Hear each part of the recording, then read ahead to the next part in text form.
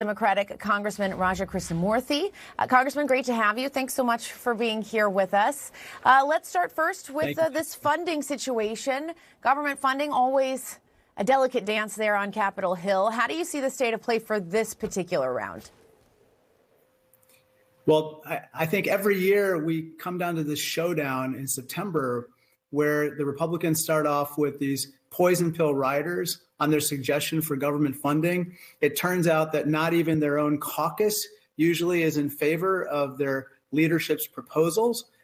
Those end up dying. And then, we Democrats end up having to work to save the day. And we, in a bipartisan manner, end up funding the government.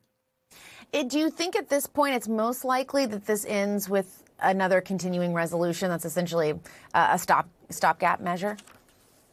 Probably, yes. I think that we're going to end up, again, Democrats are going to end up providing the bulk of the votes, the majority of the votes for a continuing resolution.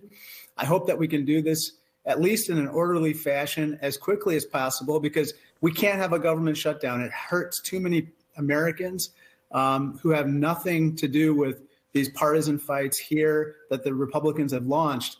But I think that's what's going to end up happening, a continuing resolution. I think we should do it sooner rather than later. And so you all go back into session now after the summer recess. This is always kind of a funny time because we are in an election year, and it's usually short session times, a couple weeks here and there, and then it's back out to campaigning. And without question, politics finds its way to the Hill. It's hard to get anything achieved in this period of time. I'm shocked you say that. I know. It's a shock to everyone, isn't it? But I'm curious how you think, Republicans in the House had really tried to really make the case against President Biden. Now, since then, he has stepped aside. Now, my colleague Annie Greer writing about how House Republicans are planning to focus on the Vice President, Kamala Harris. But again, how do you expect this to play out over the next several weeks? Because it is kind of this very particular time up there on the Hill.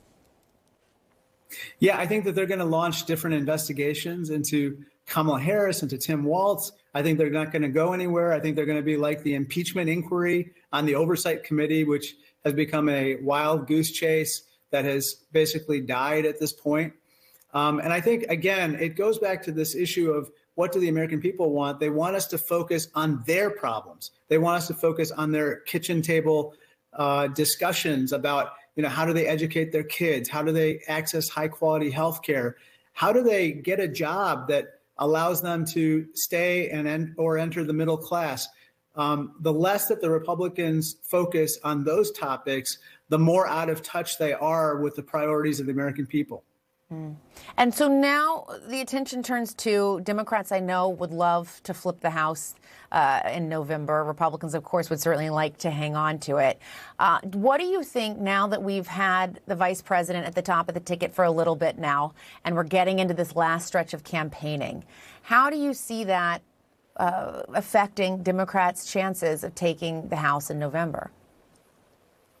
I think they're going to take the House. Look, I think that Kamala Harris being at the top of the ticket is energizing voters, certainly energizing Democrats. I was in Michigan yesterday campaigning for her, and I got to tell you, the energy is just off the charts for Democrats. And I think that similar momentum, that energy is going to carry leader Hakeem Jeffries into the speakership.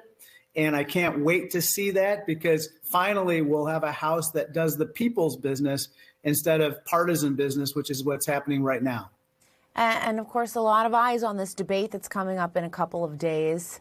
What are you expecting from Tuesday? And do you actually think that this will move the needle one way or the other? Well, I think it's going to be must-see TV. As you can tell, a lot of people tuned in last time, and I think a lot more will even tune in this time because of what happened last time. And I think Kamala Harris is going to demonstrate why she's going to be the next president. I think she's going to have an excellent command of the issues. She's going to be able to draw contrasts with Donald Trump. And quite frankly, I think Donald Trump, based on his comments as of right now, seems to be very distracted and focused on issues, again, not having to do with what people are really caring about, which is, how do they take care of their own families as opposed to, relitigating his grievances.